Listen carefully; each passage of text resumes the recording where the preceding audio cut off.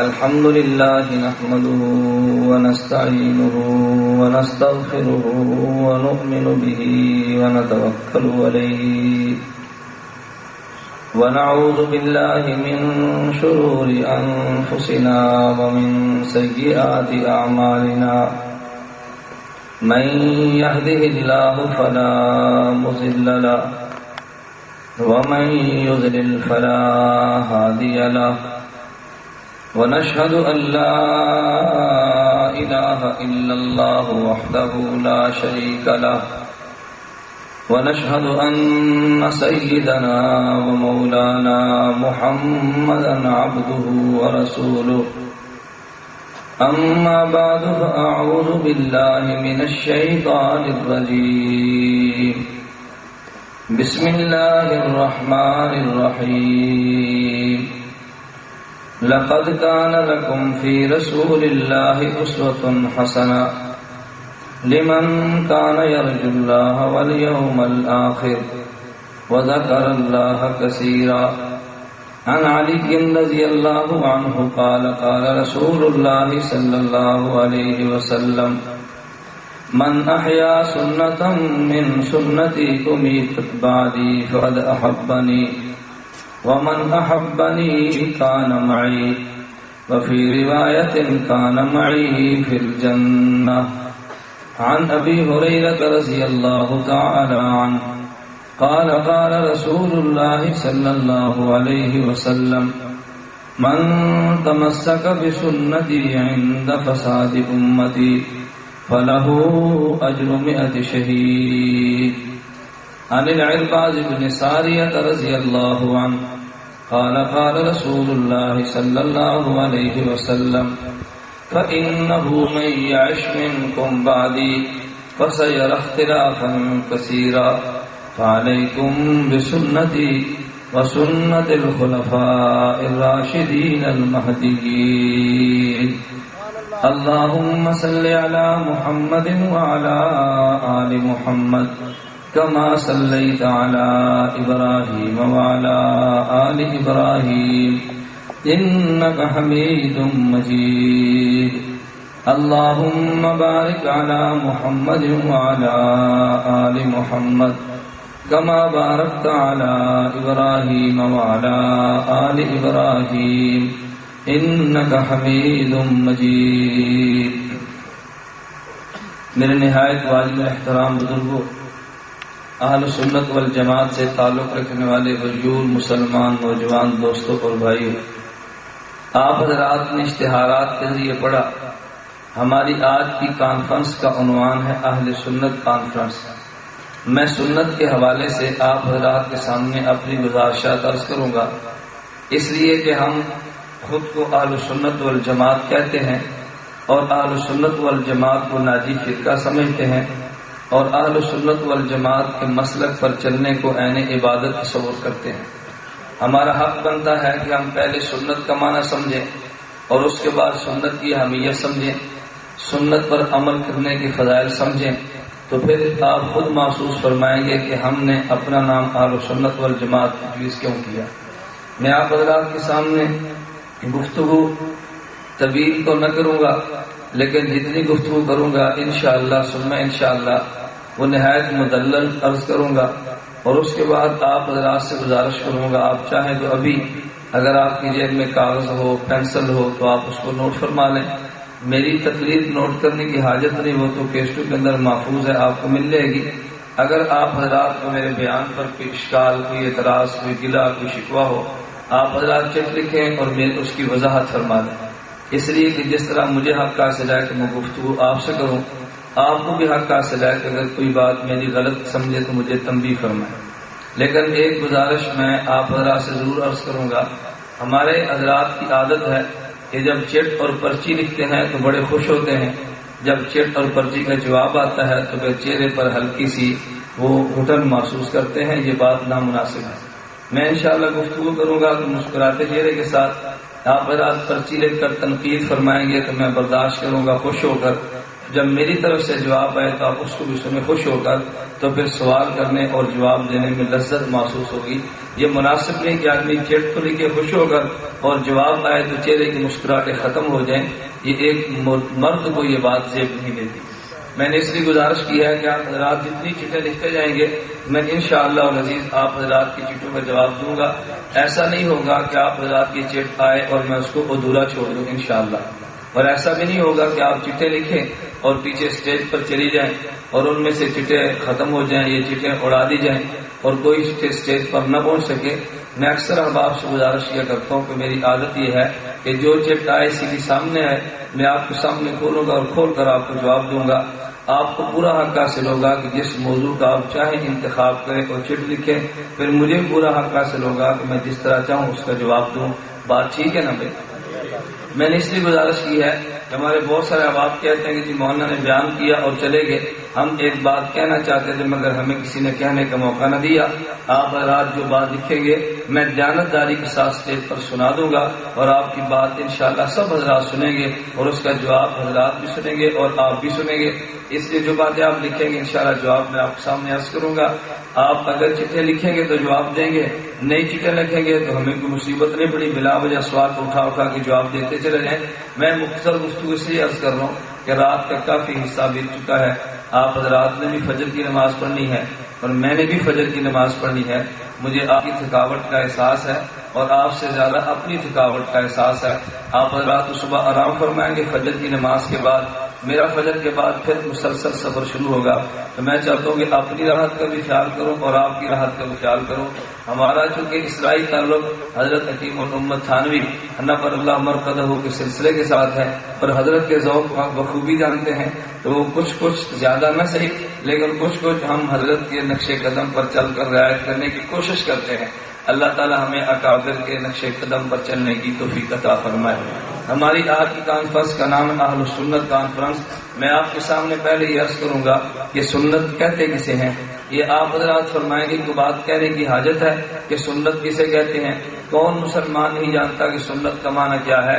اصل بات یہ ہے کہ عام آدمی سے پوچھو گے کہ سنت کا معنی کیا، تو وہ کہے گا ہر وہ کام جو اللہ کے پیغمبر نے فرمایا سنت ہے۔ حالانکہ سنت کا معنی یہ نہیں ہے اللہ کے پیغمبر صلی اللہ علیہ وسلم جو کام فرمائے وہ سنت بن جائے، ایسا ہرگز نہیں ہوتا۔ کسی عمل کے سنت بننے کے لیے 3 شرطیں ہیں، اگر وہ 3 شرطیں پائی جائیں تو اللہ کے پیغمبر کا عمل سنت بنتا ہے۔ اگر ان میں سے کوئی ایک شرط بھی نہ پائی جائے تو اللہ کے پیغمبر صلی اللہ علیہ وسلم کا عمل سنت نہیں بنتا۔ پہلی شرط یہ ہے اللہ کے پیغمبر نے ایک کام کیا ہو اور اس کام کو مسلسل فرمایا ہو۔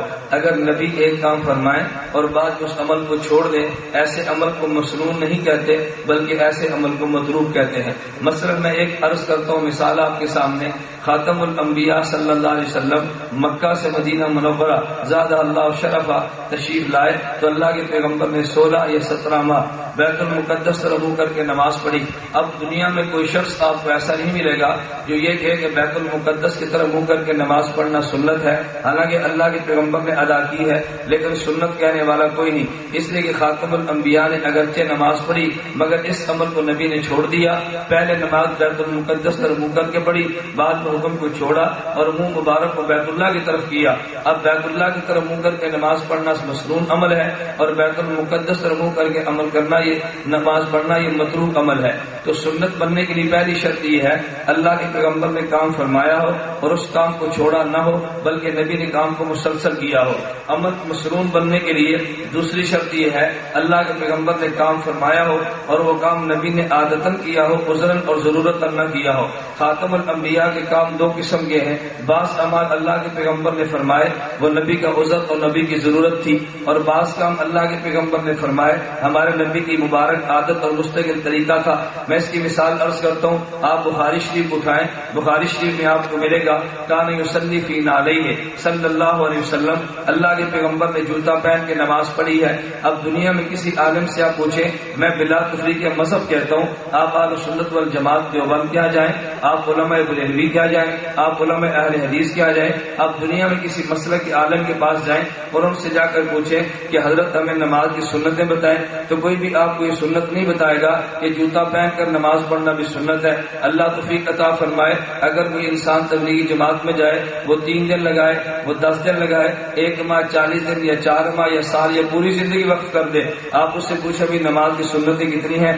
آج تک کبھی آپ نے نماز کی سنت کی فہرستوں میں یہ بھی سنا ہے کہ جوتا پہن کر نماز پڑھنا بھی سنت ہے؟ آج تک آپ نے نہیں سنا ہوگا۔ حالانکہ اللہ کے پیغمبر نے جوتا پہن کے نماز پڑھی، یہ روایت بخاری کے اندر موجود ہے۔ اب ہم یہ کہتے ہیں کہ نبی نے جوتا پہن کر نماز پڑھی، مگر جوتا پہن کر نماز پڑھنا سنت نہیں ہے۔ ہاں، اللہ کے پیغمبر کا مبارک عمل ضرور ہے، نبی کی عادت مبارکہ تو جوتا پہن کر نماز پڑھنے کی نہ تھی، لیکن ضرورتاً اللہ کے پیغمبر نے جوتا پہن کر نماز بھی پڑھی ہے۔ آج ہم بھی کہتے ہیں اگر آپ حضرات میدان جہاد میں نکلے ہیں، آپ حضرات حج عمرہ کے قافلے میں چلے ہیں، آپ حضرات کسی جگہ جماعت کا سفر فرما رہے ہیں، گرمی کی شدت ہے، دوپہر کا وقت ہے اور نیچے بچھانے کے لیے مصلی موجود نہیں اور آپ کا جوتا پاک ہے، آپ جوتا پہن کر نماز پڑھیں، کوئی آپ کو منع نہیں کرتا۔ ایک ہے جوتا پہن کر نماز پڑھنے کا جائز ہونا اور ایک ہے جوتا پہن کر نماز پڑھنے کا مسنون اور سنت ہونا، دونوں باتوں میں زمین و آسمان کا فرق ہے۔ تو جوتا پہن کر نماز پڑھنا جائز تو ہے، اللہ کے پیغمبر نے پڑھی ہے، لیکن جوتا پہن کر نماز پڑھنا سنت ہے، اس کا کوئی آپ کو دنیا میں قائل نہیں ملے گا۔ میں دوسری مثال دیتا ہوں، آپ صحیح بخاری اٹھائیں، امام بخاری نے 4 مقامات میں روایت کو بیان کیا۔ اللہ کے پیغمبر صلی اللہ علیہ وسلم نے فبال قائما، اللہ کے نبی نے کھڑے ہو کر پیشاب کیا۔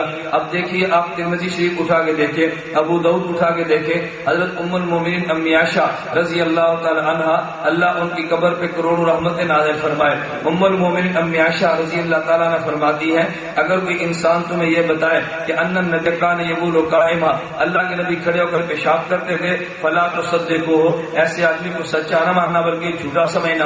امام بخاری فرماتے ہیں اللہ کے پیغمبر نے کھڑے ہو کر پیشاب کیا۔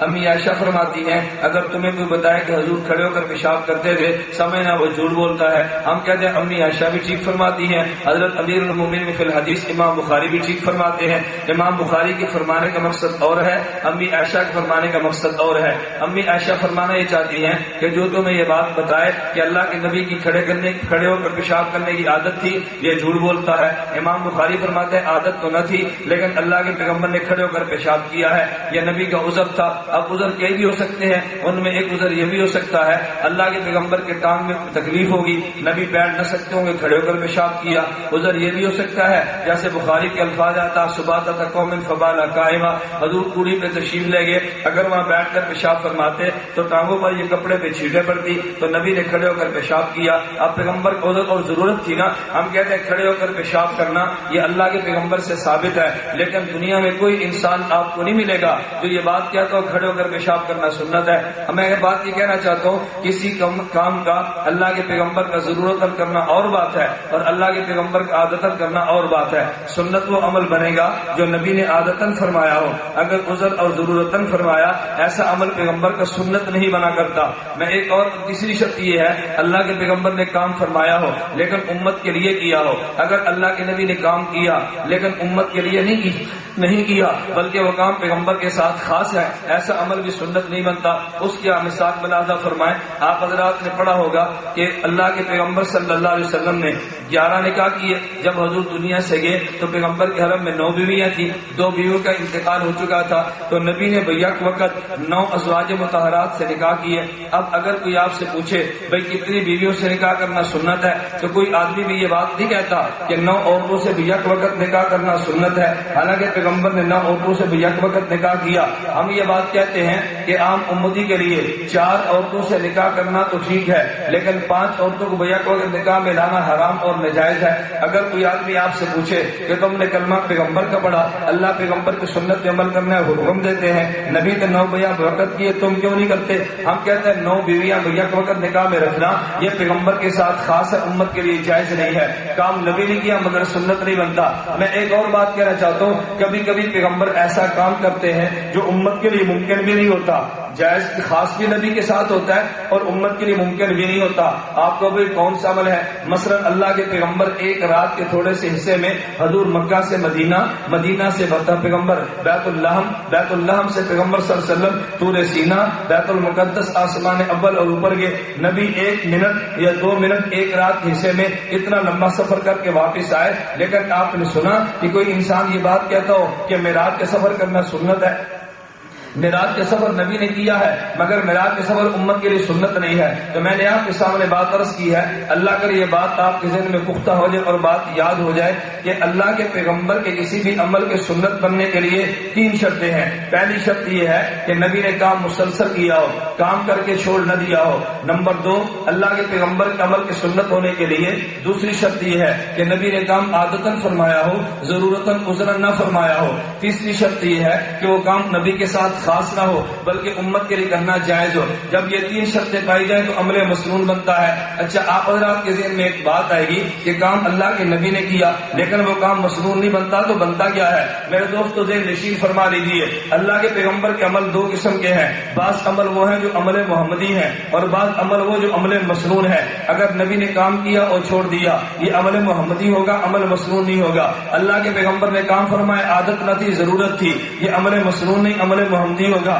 اللہ کے پیغمبر نے کام کیا جو نبی کے ساتھ خاص تھا, یہ عمل محمدی ہوگا, عمل مسنون نہیں ہوگا. ہم چونکہ اہل سنت والجماعت ہیں اس لیے ہم مسنون نماز کی دعوت دیتے ہیں, محمدی نماز کی دعوت نہیں دیتے. ہم چونکہ اہل سنت والجماعت ہیں ہم نکاح مسنون کی دعوت دیتے ہیں, نکاح محمدی کی دعوت نہیں دیتے. یہی وجہ ہے ہم یہ بات کہتے ہیں کہ جو انسان اہل سنت والجماعت ہوگا وہ مسنون عمل کی دعوت دے گا اور دوسرا محمدی عمل کی دعوت دے گا. کبھی ہمارے حضرات کو بات سمجھ میں نہیں آتی, کیا یہ کام محمد نے نہیں کیا صلی اللہ علیہ وسلم؟ میرے دوستو بات ذہن نشین فرما لو, ایک کام وہ ہوگا جو محمد بن عبداللہ نے کیا, ایک کام وہ ہوگا جو محمد رسول اللہ نے کیا. جو کام محمد بن عبداللہ نے کیا یہ کام محمدی ہوگا, جو کام محمد بن رسول اللہ نے کیا یہ کام مسنون ہوگا. محمدی ہونا اور بات ہے, مسنون ہونا اور بات ہے. ہمیں کلمہ محمد بن عبداللہ کا نہیں محمد رسول اللہ کا پڑا ہے. آپ کو یہ دونوں میں فرق کیا ہے؟ اللہ کے نبی مکہ میں پیدا ہوئے, پیغمبر آمنہ کے گھر آئے, پیغمبر عبداللہ کے گھر آئے,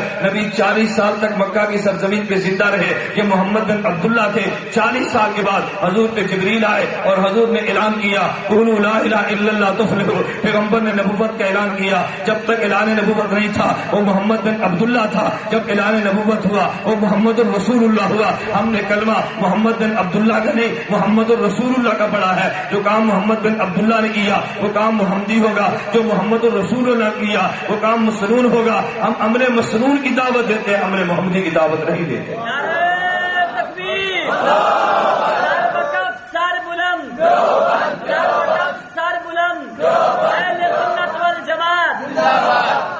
میری بات آپ کے ذہن میں آئی؟ یہ سنت اور عمل محمدی میں فرق ہے. یہ باریک فرق لوگ سمجھتے نہیں تو لوگوں کو اشکال کے پیدا ہوتا ہے, ارے تم کیسے لوگ ہو کہ تم عمل مسنون کہتے ہو محمدی کیوں نہیں کہتے؟ میرے دوست اگلی بات ذہن نشین فرما لے, ایک عمل تو وہ جس کو میں نے مسنون کہا وہ عمل ہے پیغمبر کا, اس کے مسنون ہونے کے لیے میں نے 3 شرطیں عرض کی ہیں. ایک بات اور بھی ذہن نشین فرما لے, ممکن ہے آپ کے اوپر ایک اور سوال آ جائے, دیکھے بھائی تم مسلمان ہو, تم حنفی ہو, تم سنی ہو, تم جمعے کے دن اذانیں کتنی دیتے ہو؟ ہم کہیں کہ جمعے کے دن اذان تو 2 دیتے ہیں. کوئی شخص کہہ دے گا کہ نبی نے 2 اذان, نبی نے 1 اذان دی ہے, تم نے 2 اذان دی, دونوں کو سنت کیسے کہہ دیا؟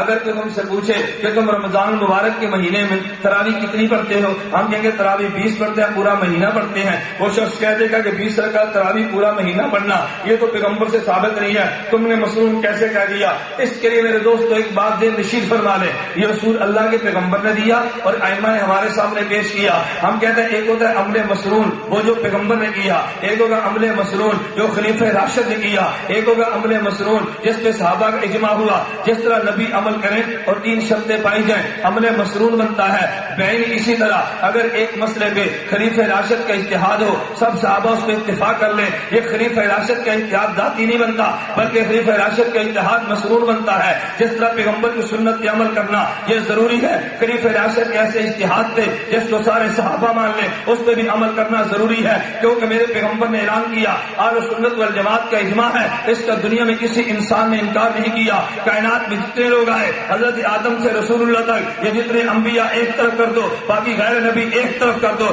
اہل سنت والجماعت کا اجماعی مسئلہ ہے کہ نبی معصوم ہے, غیر نبی معصوم نہیں ہوتا. لیکن دنیا میں 2 چیزیں معصوم بنتی ہیں, نبی بھی معصوم ہوگا, امت کا اجماع بھی معصوم ہوگا. جو بات نبی فرما دے اس میں غلطی نہیں ہو سکتی, جس پہ امت جمع ہو جائے اس میں غلطی بھی نہیں ہو سکتی. ہم یہ بات کیوں کہتے کہتے ہیں اس لیے کہ وہ نبی جو معصوم ہے، وہ نبی جس کے بارے میں رب قرآن میں کہتا ہے وما ينطق عن الهوى ان هو الا وحی یوحى، وہ وحی کے بغیر نہیں بولتا. وہ نبی جس کے بارے میں قرآن کہتا ہے ما آتاکم الرسول فخذوه وما نهاکم عنه فانتهوا، وہ نبی جس کے بارے میں قرآن کہتے ہیں لقد كان لكم في رسول اسوة حسنة، وہ نبی کہتے ہیں ان اللہ لا يجمع امت محمد على الضلالة. اور روایت کو نقل کرنے والا کون ہے؟ عبداللہ بن عمر، صحابی رسول ہے، عمر بن خطاب کا بیٹا ہے. اور عبداللہ بن عمر وہی ہے کہ جب رفع یدین کی حدیث آئے تم کہتے ہو عبداللہ بن عمر وہ تھا جو پیغمبر کا متبع سنت تھا، صحابہ میں اتباع سنت میں معروف تھا. اس عبداللہ بن عمر نے پیغمبر کا ارشاد نقل کیا ان اللہ لا یجمع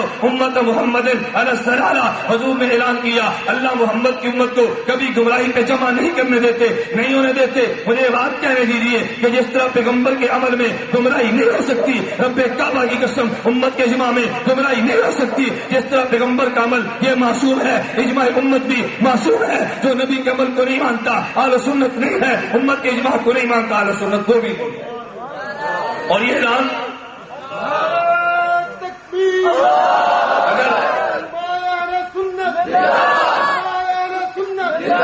میرے دوست بات یہ نشین فرما لیجیے میں دلائل دوں گا، آپ میرے دلائل کو توڑ دیں، تم چٹ لکھو میں جواب دوں گا، تم مناظرہ کرو میں چیلنج قبول کر لوں گا. میری عادت نہیں ہے گالی دینے کی، میری عادت نہیں ہے تمہارا نام لے کے برا بھلا کہنے کی، لیکن موقع بیان کرنے کا تو مجھے حق ہے نا. میں اپنا موقع بیان کرتا ہوں، تم اپنا موقع بیان کرتے چلے جاؤ. میں نے عرض کی بات کو سمجھو. ایک ہے پیغمبر کا عمل، وہ مسنون کب بنے گا جب تین شرطیں بڑھ جائیں. خلیفہ راشد کا اجتہاد، یہ مسنون کب بنے گا؟ خلیفہ راشد کا اجتہاد ہو اور صحابہ اس پہ اتفاق ہو. یہ بات میں نے کیوں کہی؟ ہم یہ آپ کے سامنے روایت کرتا ہوں، میں سمجھانے کے لیے بات کہتا ہوں. اللہ کے پیغمبر کے بارے میں روایت جاتا ہے، ارباز بن ساریہ رضی اللہ تعالیٰ عنہ فرماتے ہیں کہ خطبنا واذنا رسول اللہ موعظۃ بلیغہ ظرفت منها العیون ووجلت منها القلوب. اللہ کے پیغمبر نے خطبہ دیا، صحابہ کی آنکھوں سے آنسو جاری ہو گئے، دل تڑپنے لگے. ایک شخص کھڑا ہوا کہتا ہے یا رسول اللہ اوصنا کان هذه موعظۃ مودع اور مودع.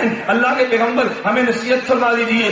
آپ کی گفتگو سے یوں محسوس ہوتا ہے آپ کا دنیا سے جانے کا وقت آ گیا. اللہ کے پیغمبر نے فرمایا اوصیکم بتقوی اللہ، میں تمہیں اللہ سے ڈرنے کی وصیت کرتا ہوں. میرے دوست بات نشین فرما لیں، تقوی کا معنی یہ نہیں ہوتا انسان گناہ نہ کرے. یہ تقوی کا معنی غلط اور ادھورا ہے. انسان گناہ نہ کرے، گناہ نہ کرنا یہ بھی تقوی ہے. گناہ کر کے توبہ کرنا یہ بھی تقوی ہے. جو گناہ نہیں کرتا وہ بھی رب سے ڈرتا ہے، جو گناہ کر کے توبہ کرتا ہے وہ بھی تو رب سے ڈرتا ہے نا، ورنہ توبہ کیوں کرتا؟ ہم نے تقوی کا معنی غلط بیان کیا کہ متقی وہ ہوتا ہے جو گناہ نہ کرے، جو گناہ نہ کرے وہ بھی متقی ہے، گناہ کے بعد توبہ کر لے وہ بھی متقی ہے. اولاً گناہ نہ کرنے والا وہ بھی اللہ سے ڈرتا ہے، اور گناہ کر کے توبہ کرنے والا یہ بھی اللہ سے ڈرا ہے تو توبہ کی ہے نا. اگر رب سے نہ ڈرتا یہ توبہ کیوں کرتا؟ اللہ کے پیغمبر نے فرمایا اوصیکم بتقوی اللہ، نمبر ایک اللہ سے ڈرتے رہنا. بسمے وطاعتے وان کان عبد الحبشیہ، حکمران شریعت کے مطابق بات کرے، بات کو سننا عمل بھی کرنا اگر حکمران غلام کیوں نہ ہو. آگے اللہ کے پیغمبر نے فرمایا فإنه من يعش منكم بعدي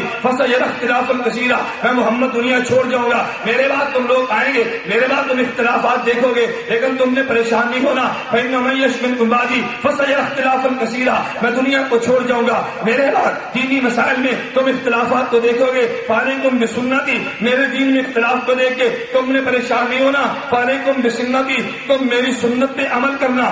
اگر دین میں اختلاف دیکھو تو میری سنت پہ عمل کرنا. نمبر 2 وسنت الخلفاء الراشدین المہدیین، اگر کسی مسئلے پہ میری سنت تمہیں معلوم نہ ہو پھر خلیفہ راشد کی سنت پہ عمل کرنا.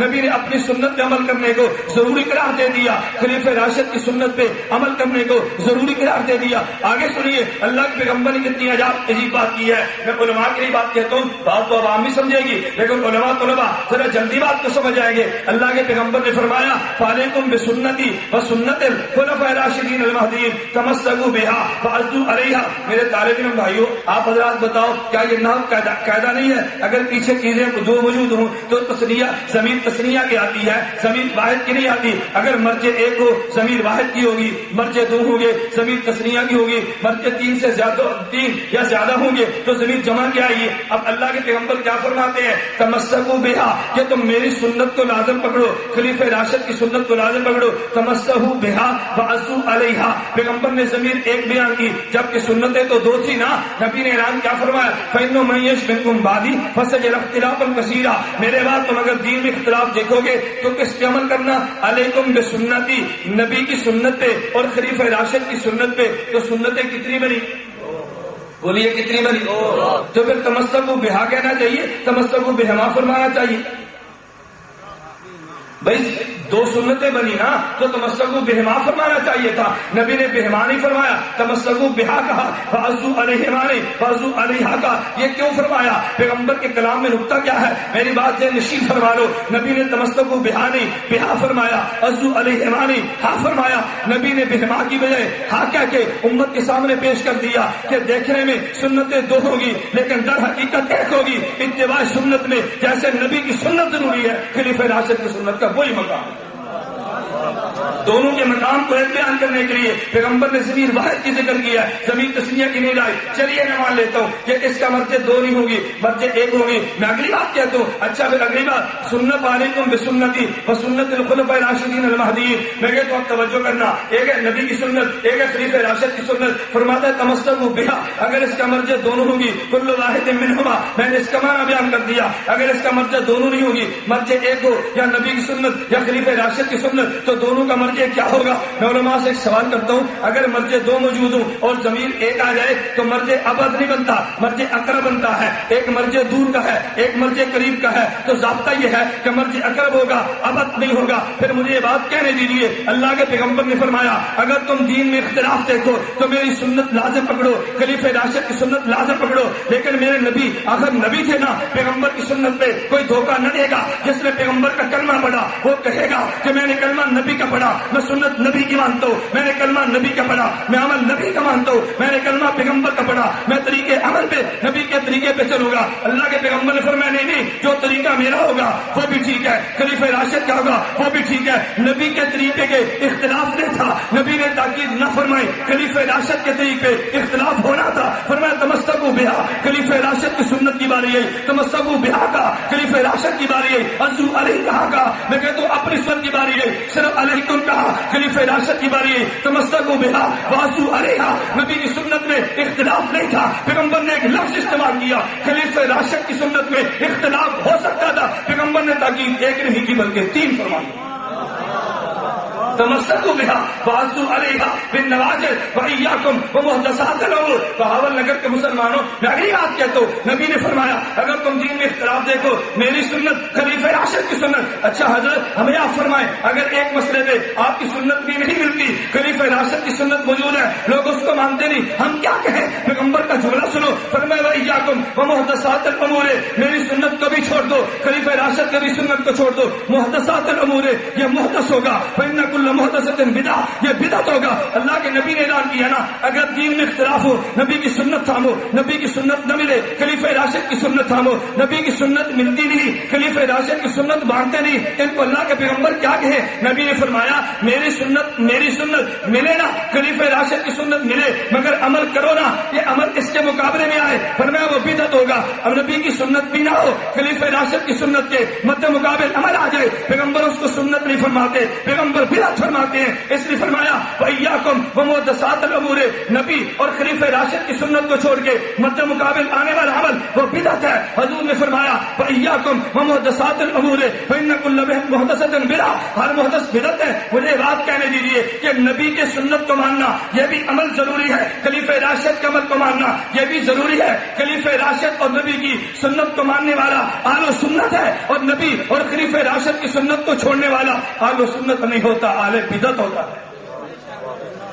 اہل سنت نہیں ہوتا بلکہ میں آپ کے سامنے سوال اٹھا رہا تھا، اللہ کرے وہ بات آپ کسی میں ہو. میں نے ایک بات یہ کی تھی کہ کبھی کبھی لوگ یہ بات کہتے ہیں آپ کو یہ نبی کی سنت کہتے ہیں مولانا ہم آپ کی بات مانتے ہیں، خلیفہ راشد کی سنت کہتے ہیں ہم نہیں مانتے. کیوں نہیں مانتے؟ کہتے حضرت عثمان غنی رضی اللہ تعالیٰ کا مسلک تو یہ تھا، ان کے مد مقابل عبداللہ بن عمر کا مسلک تو یہ تھا، حضرت عمر بن خطاب کا فلاں مسلک یہ تھا، عبداللہ بن عمر کا مسلک یہ تھا. ہمیں روایات میں ایسے بہت سارے مسائل ملتے ہیں، اسی مسئلے پہ خلیفہ راشد کا اجتہاد اور تھا اور بعد کے صحابی کا اجتہاد اور تھا. تب تو صحابی خلیفہ راشد کے اجتہاد کو نہیں مانتا، تو معلوم ہوا خلیفہ راشد کے فیصلے کو ماننا ضروری نہیں ہے. میرے دوستو بات نشین فرما لو، ایک ہوتا ہے خلیفہ راشد کا اجتہاد، ایک ہوتا ہے خلیفہ راشد کا مجتہدانہ فیصلہ. دونوں میں زمین و آسمان کا فرق ہے. اگر خلیفہ راشد اجتہاد کرے اس کے مد مقابل صحابی کا اجتہاد موجود ہوگا، لیکن جس اجتہاد کو خلیفہ راشد بطور فیصلہ پیش کرے اور باقی سارے صحابہ مان لے، اس کی نوعیت بدل جاتی ہے. ہم خلیفہ راشد کے ہر اجتہاد کو پیغمبر کی سنت کا درجہ نہیں دیتے. ہم خلیفہ راشد کے اس اجتہاد کو نبی کی سنت کا درجہ دیتے ہیں کہ جس اجتہاد کو سارے صحابہ نے مان لیا اور وہ قانون بنا. اب جس طرح پیغمبر کی سنت یہ قانون شریعت ہے, خلیفہ راشد کا اجتہاد جس کو سارے صحابہ مان لیں وہ بھی قانون شریعت ہے اور اس کی پابندی کرنا اہل سنت کے ذمہ لازم ہے. تو میرے دوستوں میں نے عرض کیا سنت کا معنی ذہن میں آ گیا.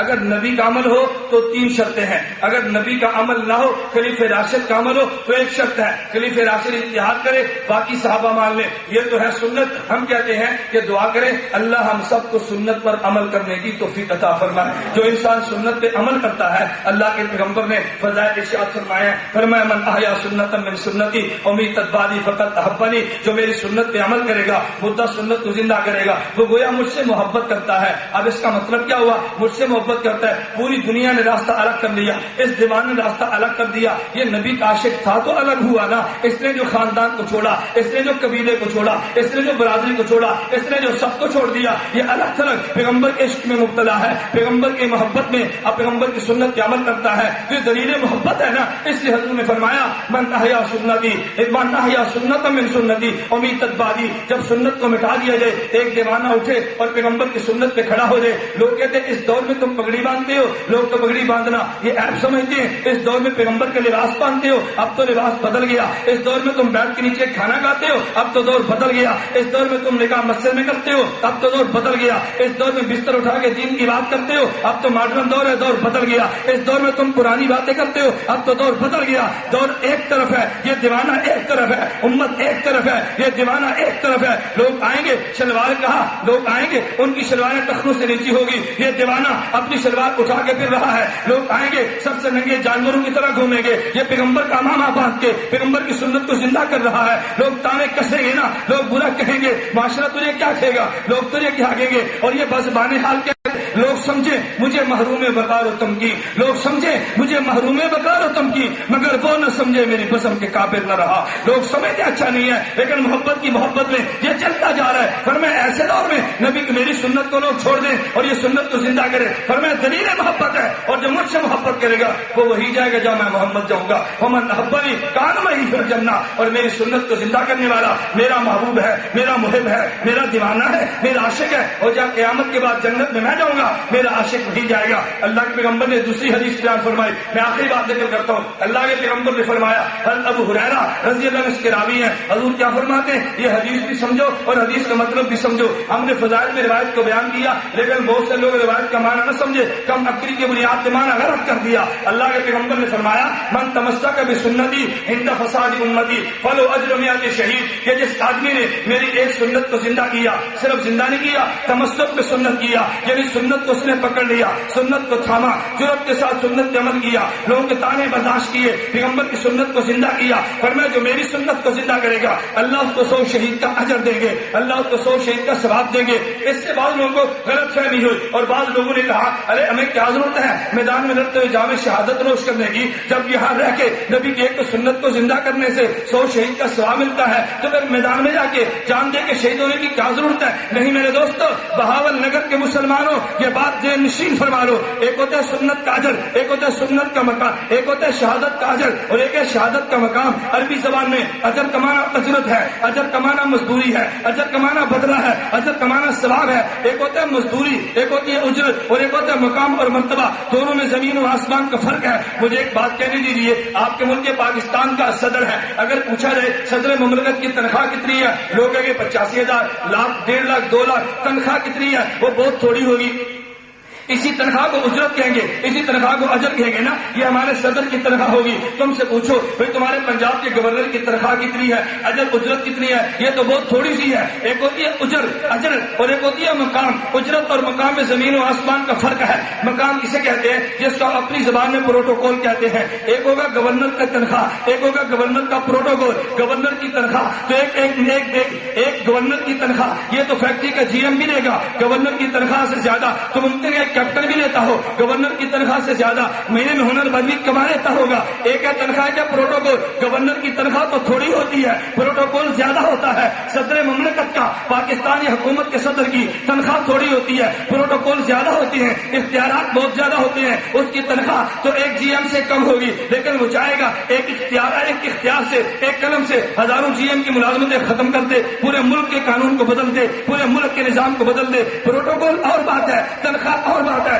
اللہ کے پیغمبر نے فرمایا جو مردہ سنت کو زندہ کرے گا, جو مشکل حالات میں میری سنت کو لازم پکڑے گا, اللہ اس کو 100 شہید کا اجر دے گا. 100 شہید کا مقام نہیں دے گا, 100 شہید کا اجر اور ثواب دے گا. اجر اور بات ہے, مقام اور بات ہے. 100 شہید کا ثواب تو ملے گا, لیکن ایک بھی شہید کا مقام نہیں ملے گا. شہید کا اجر اور بات ہے. جب مقام کی باری آئے, اٹھاؤ روایات کو. اللہ کے پیغمبر نے فرمایا قیامت کا دن ہوگا, اس امت کا شہید آئے گا, ابراہیم خلیل اللہ کھڑے ہوں گے. فرشتہ کہے گا ابراہیم خلیل اللہ, مانا تم نبی ہو لیکن لا چھوڑ دو, امت محمدیہ کا شہید آ رہا ہے.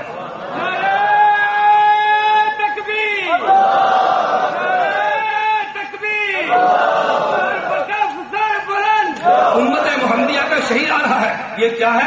یہ پروٹوکول ہے, یہ شہید کا اعزاز ہے, یہ شہید کا اکرام ہے. اکرام ہونا اور بات ہے, اور شہید کا اجر ہونا اور بات ہے. میرے دوست میں آپ سے ایک بات پوچھتا ہوں, اگر کوئی آدمی روزانہ 100 سنتوں کو زندہ کرتا ہو, تہجد کو پڑھتا ہو, نماز پابندی سے پڑھتا ہو, اپنے وقت شیخ الحدیث شیخ القرآن اور ساری اوصاف اس کے اندر پائی جاتی ہوں, اور سجدے کی حالت میں اس کی موت آ جائے, اس کا جنازہ پڑھو گے یا نہیں؟ غسل بھی دو گے یا نہیں؟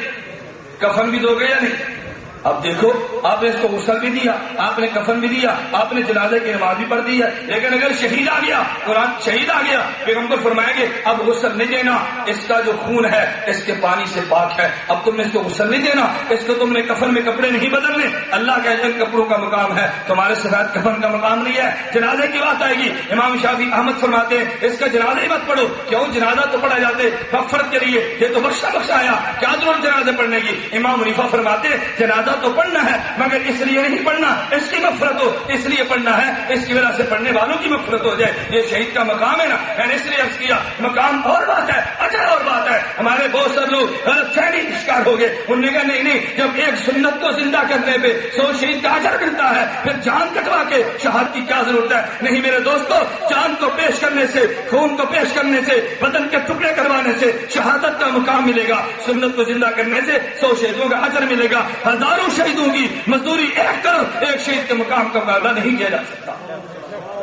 مقام اجر میں زمین و آسمان کا فرق ہے نا. لیکن ہم کم علمی کی بنیاد پہ بہت ساری باتیں ایسے کہہ جاتی ہے, انسان اس علم پہ ماتم کرنے کو نہیں چاہتے. کم علم کم از کم عالم کو یہ بات نہیں دیتی, وہ ایسی بات کرے. خیر میں نے عرض کیا اہل سنت کانفرنس کے حوالے سے میں نے صرف سنت کا معنی بیان کیا. ایسے عمل کو مسنون کہتے ہیں. اللہ ہم سب کو سنت پہ عمل کرنے کی توفیق عطا فرمائے. اللہ ہم سب کو پیغمبر کی سنت کو زندہ کرنے کی توفیق عطا فرمائے.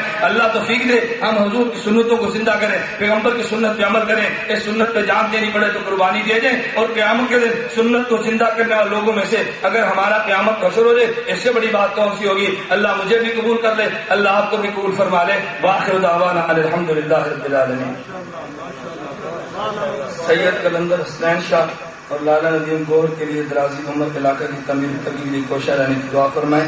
اللہ ان حضرات کی ترقیات میں اخلاص بھی عطا فرمائے. رفائی کام کرنا بڑی بات ہے, دینی کام ہے, بہت اچھی بات ہے. یہ حضرات فرمایا تو اللہ مزید توفیق عطا فرمائے, اور جو کام کیا اس میں اللہ قبولیت اور اخلاص عطا فرمائے. اللہ ہم سب کو اخلاص کے ساتھ کام کرنے کی توفیق دے.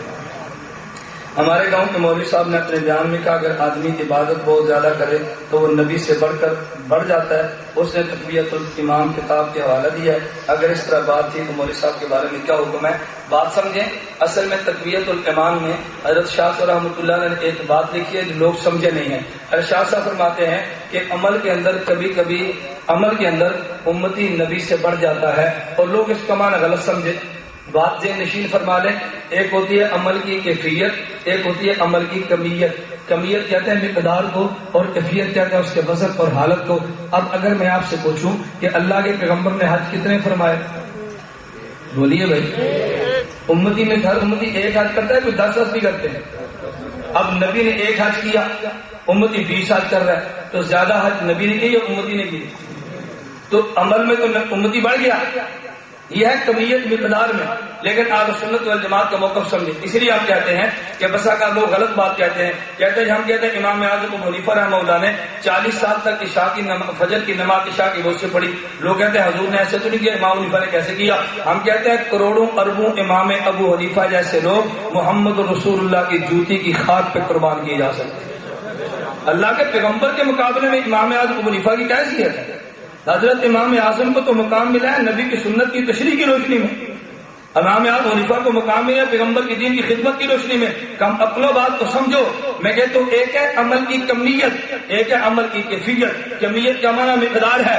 اللہ کی قسم نبی نے ایک حج کیا، لیکن قیامت تک آنے والے سارے مسلمانوں کی حج ایک طرف، پیغمبر کا حج ایک طرف. اس ایک حج کا مقابلہ قیامت تک آنے والے سارے حج نہیں کر سکتے. تم نبی کی بات کرتے ہو، ہم تو صحابہ کے بارے میں کہتے ہیں. اللہ کے پیغمبر نے نہیں فرمایا کہ اگر تم میں سے کوئی ایک شخص احد پہاڑ کے برابر سونا خرچ کرے، صحابی کے مٹھی جو کے برابر نہیں ہو سکتا. یہ کمیت ہے نا. مقدار میں تو احد پہاڑ بڑا ہے، لیکن جس کیفیت اور اخلاص سے صحابی صدقہ کرتا ہے وہ اخلاص کہاں سے ملے گا؟ اور جس اخلاص سے نبی عمل کرتا ہے وہ اخلاص کہاں سے ملے گا؟ یہ تو میرا عنوان نہیں ہے نا. کبھی اللہ نے اس پہ توفیق عطا فرمائی تو میں مقام عبودیت میں گفتگو کروں گا کہ نبی کو اس کیفیت پر اجر ملتا کیسے، اس کی وجہ کیا ہے کہ نبی اتنی کیفیت پر کیوں فائد ہوتا ہے. میں اختصاراً ایک بات کہتا ہوں، آپ حضرات کی علم میں ترقی کے لیے فرما دیں، نہ معلوم ملاقات ہو یا نہ ہو. میں ایک بات کہتا ہوں، آپ حضرات میں لوگوں سے خانقاہوں سے تعلق ہوگا، آپ خانقاہ میں جاتے ہیں، مدارس سے تعلق ہوگا، دفاتر سے تعلق ہوگا. تو خانقاہوں میں ایک جملہ لکھا ہوتا ہے، ایسے عبادت کر گویا کہ اللہ تجھے، بولیے، ایسے عبادت کر کہ گویا اللہ تجھے. اور اللہ کے نبی کیا فرماتے ہیں؟ حضرت جبریل نے پوچھا مل احسان، حضور احسان کیا ہے؟ تو حضور نے یہ نہیں فرمایا ایسے عبادت کر گویا اللہ تجھے دیکھ رہا ہے. فرمایا ان تعبد اللہ کا انا کا طرح، تو ایسے عبادت کر گویا تو اللہ کو دیکھتا ہے. فإن لم تكن تراه فإنه يراك، اگر یہ کیفیت پیدا نہیں ہوتی تو یوں عبادت کر اللہ تجھے دیکھتا ہے. بہاولپور کے لوگوں میں کہتا ہوں دو چیزیں ہیں، ایک ہے یوں عبادت کرنا کہ تو اللہ کو دیکھتا ہے، ایک ہے یوں کرنا کہ اللہ تجھے دیکھتا ہے. نبی کی عبادت کا مقام یہ ہے، نبی یوں عبادت کرتا ہے گویا اللہ کو دیکھتا ہے. امتی عبادت یوں دیکھتا ہے گویا اللہ امتی کو دیکھ رہا ہے. تو عبادت کے مرتبوں میں سے نبی مقام عبودیت پہ آ ہوتا ہے. اس میں پیغمبر کی کیفیت احسان بھی بڑھ جاتی ہے، اور کیفیت کے بڑھنے سے پیغمبر کا عمل کی قیمت بھی بڑھ جاتی ہے.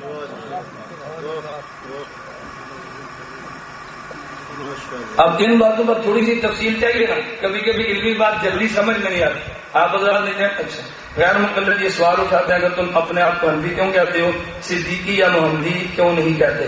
محمدی نہ کہنے کی وجہ تو میں نے آپ کو بتا دی ہے، آپ کے سامنے آ گئی.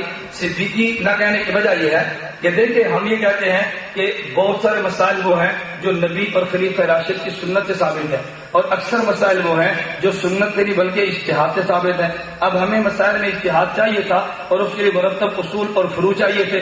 حضرت امام ابو بکر صدیق رضی اللہ تعالیٰ عنہ اپنی زندگی جہاد میں لگے رہے، دینی امور میں لگے رہے. ان کو اجتہاد کا وہ موقع نہیں ملا کہ مسائل اکٹھے کرتے تھے.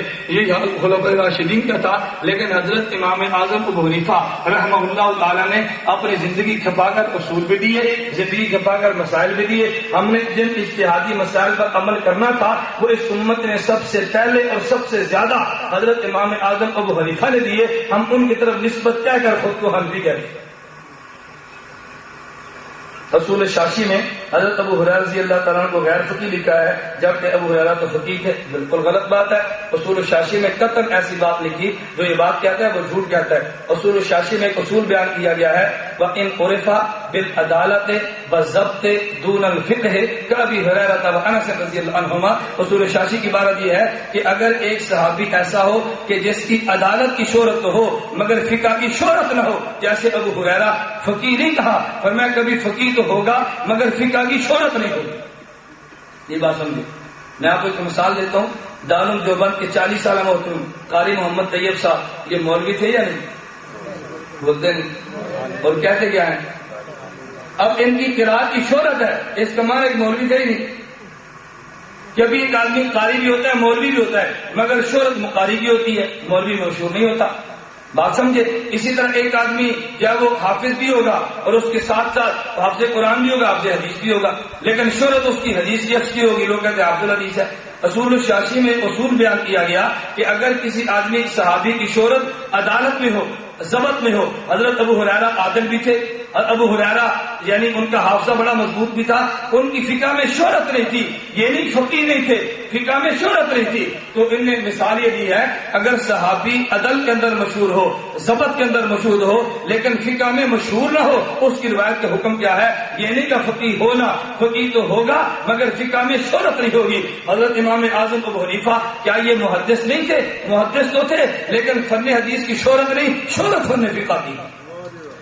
اسی طرح ان کی شہرت فقہ میں نہیں تھی، لیکن فقیہ تو تھے، بالکل نہیں لکھا وہ فقیہ نہیں تھے۔ اہل حدیث ہمارے بھائیوں سے کہتے ہیں رفع دین والی حدیث کے دلائل کمزور ہیں، کوئی صحیح حدیث پیش کریں، آپ اس کو 2 حدیثیں بیان فرما دیں۔ دیکھیں بالکل غلط بات ہے، آپ رات ایک میرا سوال ذہن نشین فرما دیں، اور جب بھی کوئی ہمارا اہل حدیث دوست وہ سوال کا جواب دے دے تو آپ اس کی پرچی مجھے عنایت فرما دیں اور لکھ کر بھیج دیں۔ اصل بات یہ ہے کہ ہم رفع دین شروع میں کرتے ہیں اور باقی پوری نماز میں رفع دین۔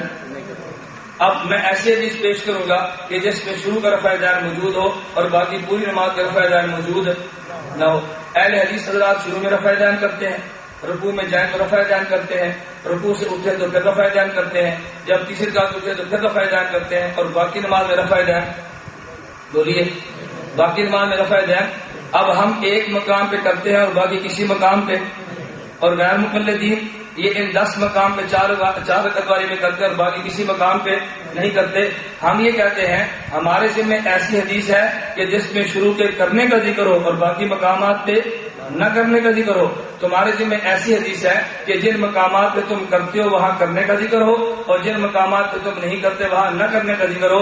تم صحیح حدیث کہتے ہو، میں کہتا ہوں ذخیرے احادیث میں سے تم کوئی ایک ایسی حدیث پیش کر دو جو صحیح نہ ہو، ضعیف ہو، لیکن اس میں تمہارا پورا عمل ہو۔ جہاں پہ تم کرتے ہو وہاں کرنے کا ذکر ہو، جہاں تم نہیں کرتے وہاں نہ کرنے کا ذکر ہو۔ صحیح کو چھوڑو، ایک ضعیف حدیث پیش۔ کتنی حدیث ہے؟ بولیے کتنی؟ میں صحیح مانگ رہا ہوں، پیش کر دیں، لیکن پیش اپنے پورے عمل پہ کریں۔ ہم اپنے پورے عمل پہ، تم اپنے پورے عمل پہ۔ ہم آج ایک ساتھی نے سوال کیا کہ جی آپ جنازے میں فاتحہ نہیں پڑھتے، وہ پڑھتے ہیں۔ میں نے کہا یار فاتحہ کو چھوڑو، ایک اصولی بات کرو، جو جنازہ ہم پڑھتے ہیں میں پوری حدیث سے اپنا جنازہ پیش کرتا ہوں، اہل حدیث حضرات سے کہہ دو جو جنازہ تم پڑھتے ہو کسی ایک حدیث سے تم اپنا پورا جنازہ پیش کر دو۔ جس ترتیب سے تم پڑھتے ہو ایک حدیث پیش کر دو، اس کی پوری ترتیب اس حدیث کے اندر موجود ہو۔ میں اپنا جنازہ، اپنا جو ہم پڑھتے ہیں ایک حدیث اس میں پورا جنازہ موجود ہوگا، تم اپنی پیش کر دو، میں اپنی پیش کر دوں گا، تو بات حل ہو جائے گی۔ کوہاٹی صاحب کی مکمل تقریر پر تنقید اور فرقہ حدیث کو برا کہنے پر مشتمل تھی، کیا اس طرح شریعت میں تنقید اور برا بلا کہنا جائز ہے؟ یہ کوہاٹی صاحب کو سبق آپ نے دیا ہے، اب ان کو یاد ہو گیا، ان کا سبق سن لو۔ نہیں سمجھے؟ یہ تنقید والا سبق کیسے نے پڑھایا؟ ہم نے تو نہیں پڑھایا۔ کوہاٹی صاحب اسی پاکستان میں، اسی پنجاب میں جو ہمیں گالیاں دیتے تھے، میں نے اپنے کانوں سے سنی، حضرت سے پوچھو سامنے بیٹھے۔ میں نے آج تک کوئی تمہیں عجیب بات یہ ہے کہ مولانا کوہاٹی صاحب نے پورے ملک میں جلسے کیے، ہمیں برا بھی کہا، ہم نے کسی ایجنسی کو شکایت نہیں لگائی، کوئی پورے ملک میں پولیس کو نہیں کہا۔ ہم نے کہا چلو ان کا کہنا حق ہے، وہی کہتے تھے، ہمیں کیا ضرورت ہے۔ آج تک ہم نے ایسی بات نہیں کی، اور میں کہتا ہوں ایک ہے میرا اپنا مثال، آپ نے میرا پورا بیان سنا ہے، میرے پورے بیان میں نے کوئی تنقید کی ہو، کوئی طنز کیا ہو، میں نے کسی غلط کہا ہو، کسی برا کہا ہو، میں نے اپنا مسلک بیان کیا ہے نا، میں کسی کو برا نہیں کہتا۔ میرا مسلک پسند ہے وہ قبول کر لیں، ان کا مسلک پسند ہے وہ قبول کر لیں۔ تو میں گزارش کر رہا ہوں اگر کوہاٹی صاحب نے تنقید اور طعن و تشنیع کیا ہے تو یہ سبق ہم نے نہیں پڑھایا بلکہ آپ نے پڑھایا ہے۔ اصل بات ہے کہ کوہاٹی صاحب کو یاد جلدی ہوگی، تو جب کسی کو سبق یاد ہو جائے وہ سناتا ہے، تو تم نے سبق پڑھایا، اب سبق کو سنو، ہمیں گالیاں مت دو، ہمیں برا مت دو۔ پورے ملک میں کسی ایک جگہ پر میں نے آج تک غیر مقلدین حضرات سے نہیں کہا کہ تم ہمیں برا کیوں کہتے ہو، جو ہمیں آپ برا کہتے ہو اگر آپ مخلص ہیں اللہ کا تمہیں ثواب ملے گا۔ میں جانت کے ساتھ کہتا ہوں اگر تم ہمیں برا کہتے ہو تو مخلص ہو، اللہ تمہیں قیامت کو اجر دے گا، اور اگر تم ہمیں برا کہتے ہو تو مخلص نہیں ہو، اللہ پھر بھی تمہیں معاف فرمائے۔ میں نہیں کہتا تمہارا معاوضہ، اگر قیامت کے دن تمہارا معاوضہ ہو جائے ہمیں کیا ملے گا؟ ہم تو چاہتے ہیں اللہ قیامت کے دن کسی کا معاوضہ نہ فرمائے، اللہ ہر آدمی کو معذور بنا دے، اللہ ہر آدمی کو ہدایت عطا فرما دے، اللہ ہر کفر کو ہدایت دے، ہر گمراہی کو ہدایت دے، ہر شخص کو پیغمبر کی سنت پر چلنے کی توفیق عطا فرما دے۔ ہمیں تو کسی سے کوئی تکلیف نہیں ہے، ہمیں تو کوئی گرے والی بات نہیں ہے۔ میں نے اس لیے آپ سے گزارش کی ہے بھائی آج تک ہم نے سنی ہے ایک دو مرتبہ کی بات، ایسا ایسا ان کا سبق ایسے ایسے یاد بولے گا نا، یکدم تو نہیں ہو سکتا۔ اب تھوڑی دیر لگے گی نا اس مزاج کو بدلتے ہوئے، جو مزاج آپ نے دیا ہے تو اپنے دیے مزاج آپ برداشت کرو، یا پہلے تمہیں ٹوکنا چاہیے تھا۔ عجیب بات ہے جب مولانا کوٹھی صاحب نے ہمیں برا بلا کہا اس وقت تم نے مولانا کو کیوں نہیں ٹوکا؟ اگر تم اس وقت روک دیتے تو آج یہ نوبت نہ آتی۔ بات ٹھیک ہے غلط؟ اور عجیب بات ہے کہ مولانا گھاٹی صاحب سامنے موجود ہے، مولانا اس کا جو مولانا کے انٹرویو ہے غیر متعلق سے انفی ہونے کا، میں لا نہیں سکا، مولانا کلدیپ صاحب کا پہنچ جائے گا، آپ اس کو انٹرویو کو سنیں سر آپ کے سامنے ہے۔ یہ عجیب بات یہ ہے کہ مولانا گھاٹی صاحب سے ہماری گفتگو ہوئی، مولانا چیلنج دے رہے تھے، آپ سن رہے تھے، ہمیں دیا تو میں مولانا کے مسجد میں چلا گیا، پوچھ لو غیر متعلقین کی مسجد تھی، میں قطر نہیں لڑا۔ ہمارے ایک جگہ پہ جبواڑا جلسہ تھا، عشاء کے بعد مولانا کے بیان تھا، فجر کے بعد میرا تھا، مجھے نہیں معلوم تھا کہ آج مولانا کے بیان ہے، میں اپنے بیان کے اتفاق کر گیا، مولانا بیان فرما رہے تھے، چیلنج بھی دے رہے تھے، مجھے علماء نے کہا بھی مولانا کا بیان سنیں اور فجر کی نماز کا تو مولانا کے چیلنج کا جواب دینا ہے۔ میں نے کہا بھی صبح کو تو مولانا چلے جائے گی، میں جواب کس کو دوں گا؟ آپ حضرات جاؤ اور اہل حدیث حضرات کے جلسے کو تم نے خراب نہیں کرنا، بیان مکمل ہو جائے، دعا جب ہونے لگے تو تم ان کے سامنے کہہ دو میرا نام لکھ کر کوئی آ گیا ہے اور وہ تمہارے چیلنج کو قبول کر کے تمہیں جواب دینا چاہتا ہے۔ مسجد تو آپ کی تھی، مجمع تو آپ کا تھا، جلسہ تو آپ کا تھا، میں تو افراد لے کر نہیں گیا تھا، آپ کے گھر میں جا کر ہم نے آپ سے بات کی تھی، ہم نے برا نہیں کہا تھا، لیکن یہ کہا تھا جو تم نے ہمارے بارے بات کی ہے ہم اس کا جواب چاہتے ہیں، ہم نے بات غلط کی ہے ٹھیک کی تھی۔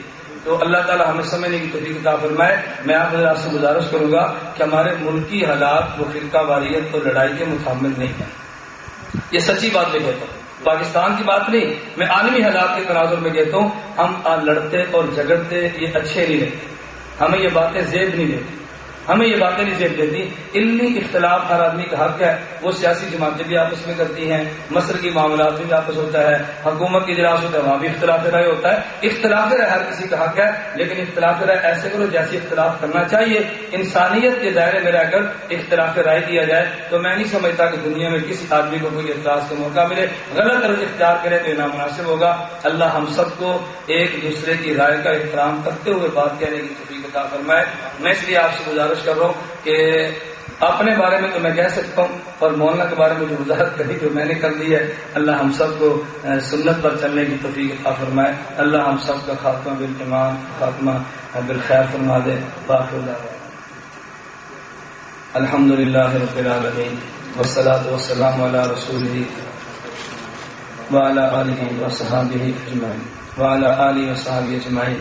اے اللہ ہم سب کی عبادات قبول فرما، اللہ ہمارے گناہوں کو معاف فرما، اللہ ہماری خطاؤں سے درگزر فرما۔ اے اللہ اگر ہمارے بیان میں کوئی غلطی ہو جائے جس کو ہم محسوس نہ کریں تو اپنے فضل و کرم سے معاف فرما دے۔ اے اللہ ہماری غلطیوں پر معاوضہ نہ فرما، ہمیں راہ حق پر چلنے کی توفیق عطا فرما۔ اے اللہ جتنے بیمار ہیں سب کو شفا عطا فرما، اے اللہ بیماروں کو شفا عطا فرما، اللہ بیماروں کو شفا عطا فرما، اے اللہ مقروضوں کے قرض ادا فرما دے، اے اللہ جائز حاجات کو پورا فرما، اے اللہ ہماری مشکلات کو دور فرما، عافیت کے ساتھ دین کا کام کرنے کی توفیق عطا فرما۔ اے اللہ ہمارے ملک کو اندرونی اور بیرونی خطرات سے محفوظ فرما، اندرونی اور بیرونی شرور سے محفوظ فرما، دشمن کی نظر بد سے محفوظ فرما۔ اے اللہ ہمارے ملک کو ہر قسم کے اختلاف اور باہمی رنجشوں سے پاک فرما دے، اے اللہ اس پاک ملک کو تو پاک ہی فرما دے، اے اللہ تو اپنے فضل و کرم فرما، اے اللہ جو مانگ سکے وہ بھی عطا فرما، جو نہیں مانگ سکے وہ بھی عطا فرما۔ اے اللہ جو حضرات تشریف لائے ہیں اور جس کے دل میں کوئی بھی جائز خواہش ہو اے اللہ بغیر ہوٹوں کے لائے اپنے فضل و کرم سے پوری فرما دے۔ اے اللہ ہمیں مانگنا نہیں آتا تو بن مانگے عطا فرما دے۔